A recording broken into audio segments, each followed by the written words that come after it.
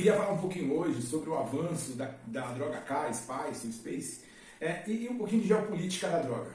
Então, antes de falar sobre como que essa droga K tem se popularizado, eu queria falar um pouquinho sobre o crack.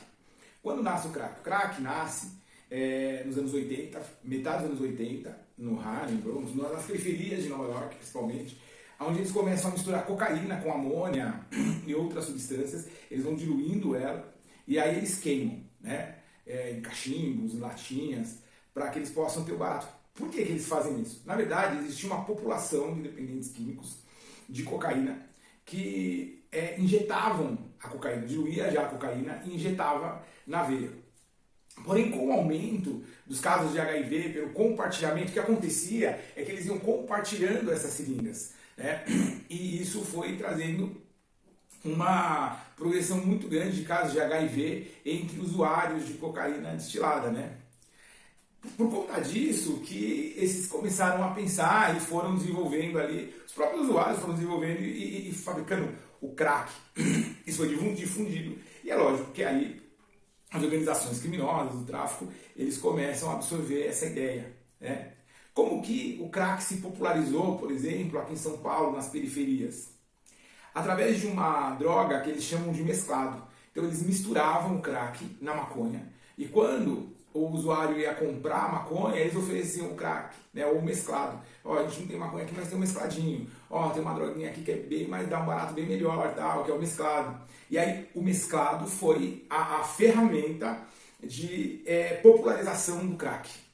Principalmente por conta da pandemia, houve uma necessidade dos produtores de coca de criarem novas tecnologias. Então hoje você consegue cultivar a coca em espaços bem menores e existe uma tecnologia mais refinada no processo da coca. O que acontece é que o tráfico, né, a organização criminosa, ela começa a produzir o crack a partir da escória da coca, da pasta da cocaína.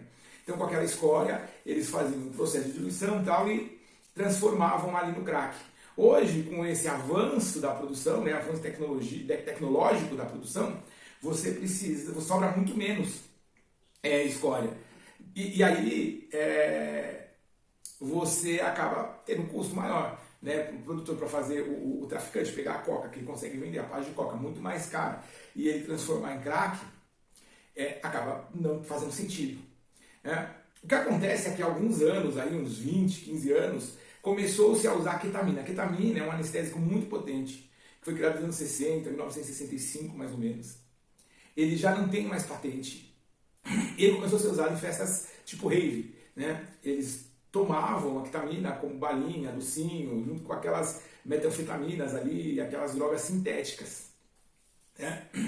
E aí começaram a produzir uma super maconha com a ketamina. Então mistura a ketamina com várias outras ervas e aí coloca-se o óleo do THC.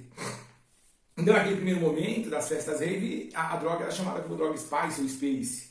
E aí essa super maconha ela virou a droga K, K1, K2, K3, já tem até o K10. O que diferencia um nível K do outro?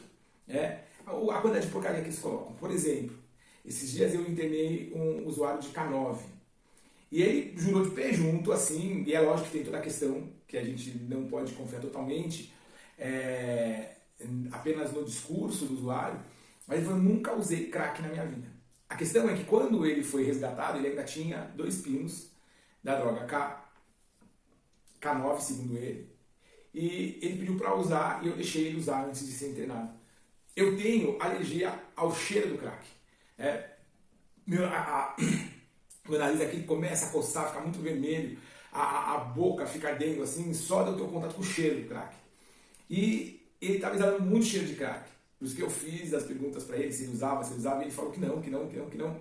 Mas eu percebi ali misturado junto com, eu não sei se na mistura, se tinha amônia junto, que tinha. Mas eu sei que a cada vez que eles produzem isso, eles colocam mais porcaria. Por que eu comecei a falar do crack e falei da droga K? Porque percebe que as drogas elas vão sendo produzidas on demand. Né? Então essa é uma demanda que elas vão sendo produzidas, existe todo um fator mercadológico. Né? Por isso que o crime é organizado, e às vezes muito mais organizado que o Estado, muito mais organizado que a polícia, que está sempre um passo atrás. Né? Então eles criam uma espécie de marketing. Quando o usuário chega numa biqueira, num ponto de venda, eles são induzidos a consumir tal droga. Ontem eu fui para uma ação, né, e o que se percebeu nessa ação é que ninguém estava fumando crack numa área onde havia um alto índice de usuários de crack, e o que estava sendo consumido era a droga K. Porque existe um incentivo, olha, compra essa droga aqui, né, é o mesmo preço, ela dá um barato melhor e tal, porque precisa fazer uma necessidade. Sabe, a gente tem muito no marketing a questão da gerência de produto. E o gerente de produto, quando ele cria um produto, ele já tem que definir a deadline lá, a morte desse produto, e aí, por quê? Porque ele tem que criar um novo produto para criar uma outra curva. Percebe que o tráfico ele trabalha dessa forma. Então a gente tem dois problemas aí. Né? Que enquanto o pessoal começa a falar agora da droga K, que puxa, é uma coisa nova, começou a... Não. Pelo menos uns 10 anos, né, de pesquisa, de venda, de reformulação do produto já está acontecendo. Enquanto os olhos estão voltados aqui agora, muito provavelmente, né, os traficantes, o crime organizado, a indústria da droga já tem pesquisado novos produtos. Novas formas de fazer o mal, como o apóstolo Paulo fala. A indústria da droga, ela vai se aperfeiçoando, ela tem percebe que existe uma organização realmente, um escopo bem montado, onde você tem pesquisa, produção, comércio, marketing. E o problema hoje é aquilo que chama armistício, né? Porque aquilo que antes era o combate às drogas, agora virou armistício. Porque tem a redução de danos, porque isso, porque aquilo. Na verdade, o que precisaria é um trabalho de prevenção muito forte, de correção e de combate à indústria da droga. A droga K, um dos motivos que fez ela se popularizar também é porque, como ela tem esse fator anestésico nela, ela se torna uma droga de adolescente. Então, quando você vai para as periferias de São Paulo, o que acontece é que tem um alto índice de adolescentes se viciando na droga K. Por quê? Porque existe um alto índice hoje de adolescentes depressivos. E a escola não consegue observar isso, a família não consegue observar isso, mas o traficante já observou e já acessou esse adolescente, sabe? Então, a gente precisa começar a olhar isso de um outro jeito.